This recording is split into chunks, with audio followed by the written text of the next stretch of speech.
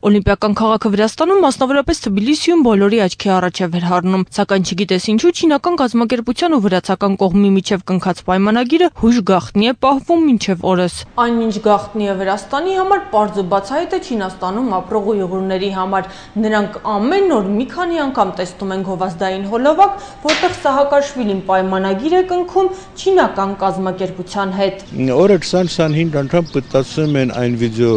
նյութը, որը ես ցույց եմ տվել, որտեղ գովազդում են Վրաստանը։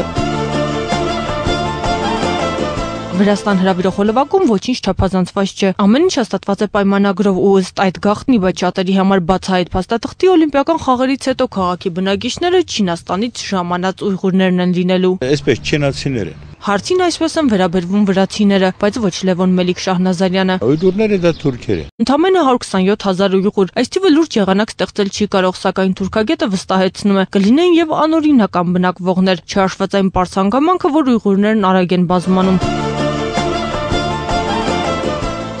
Հեռավոր Չինաստանից գեղեցիկ գովազդային հոլովակով ուйղուրներին գրավելու եւ Վրաստան բերելու համար շեշտը ոչ միայն գեղեցիկ շենքերի ու բարեկեցիկ կյանքի վրա է դրվում։ Այդ ռեկլամում, եթե դուք ուշադրություն դարձնեք, 3 անգամ շեշտվում է հենց այն բանը, որ